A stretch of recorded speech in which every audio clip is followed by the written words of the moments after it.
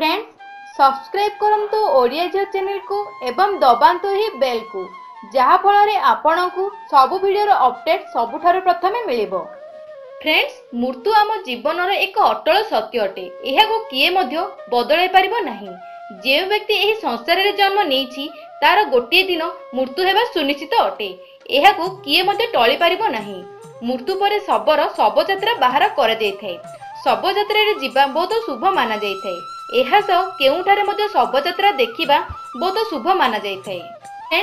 शास्त्र अनुसार शवयात्रा समय किछि काम करिबा द्वारा आपणक खराब समय पूरा पूरी नष्ट हो जायथाय।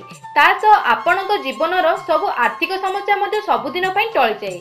फ्रेंड्स आजिर ई खास वीडियो रे आमे कहिबु जदि आपणक सामने शवयात्रा जाउची सेते बेले आपणकु कोन खास काम करिबा उचित जहा द्वारा आपणक भाग्य बदली पारे।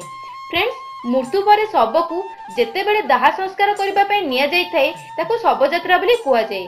जदि आपणको केउठारे मध्ये शवयात्रा देखा जाय सेते बेले तुरंत ही हाथ जोड़ी ठिया हो जांतु एवं भगवान शिव को स्मरण करंतु। ता सह भगवान को मृत्यु व्यक्तिर आत्मार शांति पई प्रार्थना करंतु। शास्त्र अनुसार एही परि करिबा द्वारा भगवान शिव आपणको ऊपर खुशी होइथांती।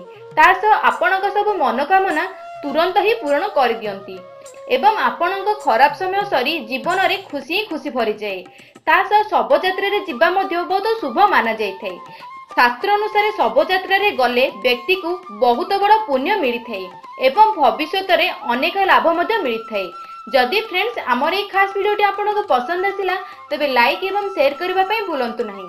ता सह फ्रेंड्स जदि आपण बे पर्यंत आम चैनल को सब्सक्राइब करि नाहंती तबे वीडियो तले थिबा रेड कलर सब्सक्राइब बटन को क्लिक करी आम चैनल सहित जोड़ी हो जांतु। धन्यवाद फ्रेंड्स।